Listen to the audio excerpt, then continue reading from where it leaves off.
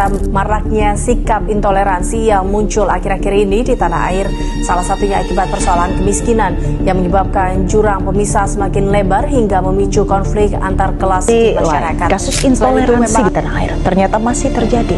Ya, kali ini larangan beribadah harus dialami oleh jemaat Persekutuan Oikumene Widodo Umat Kristen menyatakan atau tragedi POU penyerangan Gereja Santa Lidwina di Sleman, Yogyakarta merupakan aksi intoleransi. Indonesia dikenal sebagai negara yang kaya akan keberagaman. Kita hidup berdampingan dengan adanya perbedaan suku, budaya, dan agama. Namun, di tengah keberagaman itu, intoleransi masih menjadi masalah utama. Berdasarkan laporan dari Setara Institute menunjukkan bahwasanya intoleransi masih menjadi masalah di berbagai wilayah Indonesia yang kemudian dari tahun ke tahun masih meningkat. Padahal perbedaan seharusnya menjadi kekuatan, bukan justru menjadi alasan untuk saling membenci atau saling menyingkirkan. Pertanyaannya adalah, mengapa intoleransi masih terus terjadi di Indonesia? Dan bagaimana nilai-nilai agama seperti konsep Islam rahmatan lil alamin dapat membantu menjaga toleransi serta menciptakan kerukunan di tengah keberagaman agama?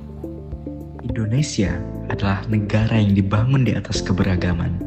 Di dalam suatu wilayah, kita bisa menemukan berbagai suku, budaya, bahasa, dan agama yang hidup berdampingan. Keberagaman ini bukan sekedar fakta sosial, tetapi juga identitas bangsa Indonesia. Namun, keberagaman juga membawa tantangan. Tidak semua orang mampu menerima perbedaan dengan sikap terbuka. Dalam beberapa situasi, perbedaan justru memunculkan prasangka, jarak sosial, hingga tindakan intoleransi. Intoleransi tidak selalu muncul dalam bentuk konflik besar. Kadang, ia hadir secara perlahan melalui ucapan yang merendahkan, candaan yang menyinggung keyakinan orang lain, penyebaran stereotip, atau sikap menolak keberadaan kelompok tertentu. Meskipun terlihat kecil, hal-hal seperti ini dapat berkembang menjadi masalah yang lebih serius jika dibiarkan. Di era digital, intoleransi juga semakin mudah menyebar. Media sosial sering menjadi ruang di mana ujaran kebencian, provokasi, dan informasi yang belum tentu benar dapat mempengaruhi cara berpikir masyarakat. Akibatnya, perbedaan agama yang seharusnya dihormati justru dijadikan alasan untuk saling menyerang. Dalam Islam terdapat konsep yang disebut rahmatan lil alamin, yang berarti Islam hadir sebagai rahmat bagi seluruh alam.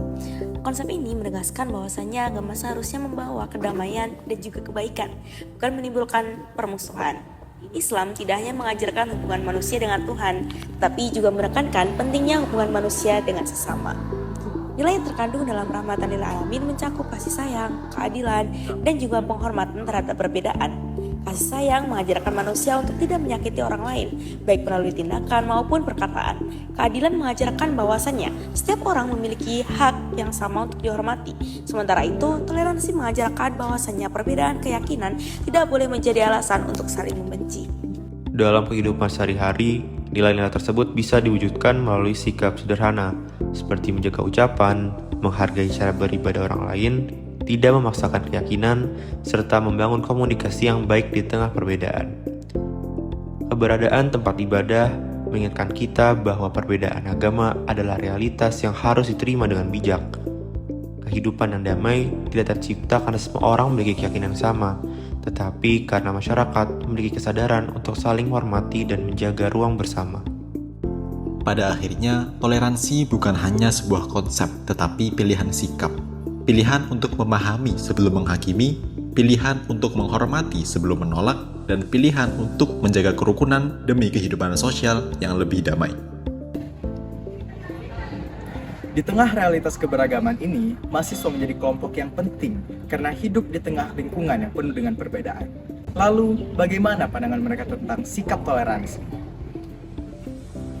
Oke, selamat pagi. Pagi. Oke, mungkin boleh perkenalkan diri terlebih dahulu. Oke, halo semuanya. Perkenalkan, nama aku Angelika Natalina Bonus Siregar. Aku biasa dipanggil Angie. Aku dari Program Studi Hubungan Internasional Angkatan 25. Oke, Angie, aku izin memberikan 3 pertanyaan ya. Boleh. Untuk pertanyaan pertama, menurut kamu apa arti toleransi beragama di tengah masyarakat yang beragam seperti di Indonesia? Oke, kita tahu ya di Indonesia itu banyak banget bermacam-macam agama. Menurut aku toleransi itu adalah sikap menghargai agama lain. Jadi itu secara garis besar, tetapi untuk sikapnya tersendiri itu kita nggak cuma menghargai, tetapi kita juga menghormati agama yang ada di Indonesia tersebut. Kayak misalkan aku beda agama sama Fatan, kayak gitu.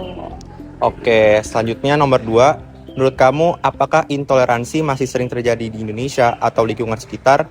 Dan bentuknya itu biasanya seperti apa? Menurut aku masih terjadi banget lagi, karena dari yang aku lihat di sekeliling aku itu kayak misalkan aku kan kalau ke gereja itu kan pakai kalung salib. Terus ada yang notice aku tuh pakai kalung salib. Terus aku lagi jalan di tempat umum. Terus di orang-orang di jalan-jalan itu dibilang ih Kristen kayak gitu. Terus dalam hati aku kayak kenapa memangnya kalau Kristen? Nah, menurut aku itu adalah masih masuk ke dalam sikap intoleransi. Kayak gitu sih, Fatan. Oke, sekarang kita lanjut ke nomor terakhir.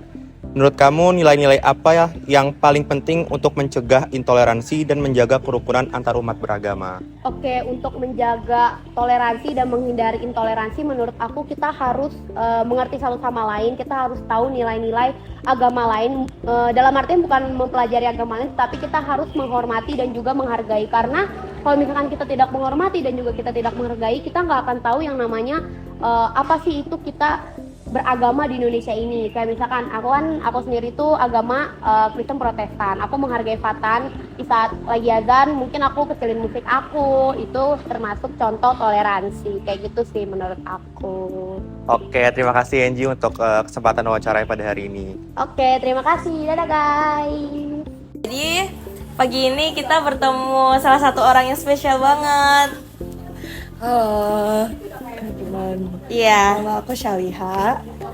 Nah, jadi di sini kita akan wawancara Syali untuk sebagai narasumber kita yang beragama Islam gitu. Nah, menurut Syali nih, apa arti toleransi beragama di tengah masyarakat yang beragam seperti di Indonesia? Menurut aku toleransi beragama itu artinya kita bisa saling memahami satu sama lain tanpa mungkin melihat perbedaan yang ada di antara kita, khususnya di yang konteks sangat beragam ya. Oke, nah terus kayak menurut Syali nih, apakah toleransi itu masih sering terjadi di Indonesia ataupun lingkungan sekitar kamu, dan bentuknya tuh biasanya seperti apa sih? Menurutku bisa dilihat dari beberapa bentuk toleransi ya di sekitar hidup kita. Contohnya mungkin sekedar menghargai hari besar agama satu sama lain, ataupun kalaupun ada misalnya waktu beribadah satu sama lain itu tidak diganggu. Itu mungkin bentuk-bentuk simpel dari toleransi yang bisa kita lihat sehari-hari. Oke, nah terakhir nih, nilai-nilai apa yang menurut Syali itu paling penting untuk mencegah intoleransi dan juga menjaga kerukunan antar umat beragama di Indonesia? Mungkin untuk mencegah intoleransi, nilai yang harus kita pertahankan lebih ke nilai kebersamaan dan kesatuan ya. Jadi tidak melihat perbedaan yang ada di antara kita, tapi memang melihat kita mungkin yang konteksnya sebagai sama-sama rakyat Indonesia seperti itu. Nah, terima kasih Syali. Intoleransi lahir bukan dari perbedaan, tetapi dari ketidakmampuan untuk memahami. Karena itu, Islam Rahmatan lil Alamin mengajarkan bahwa seharusnya agama itu menjadi sumber dari perdamaian, bukanlah alasan permusuhan. Di tengah perbedaan yang terjadi di Indonesia, kita tidak dituntut untuk menjadi sama, tapi kita dituntut untuk saling menghargai sesama. Jika setiap orang memilih untuk menghormati, maka suatu keberagaman bukan suatu ancaman, melainkan kekuatan.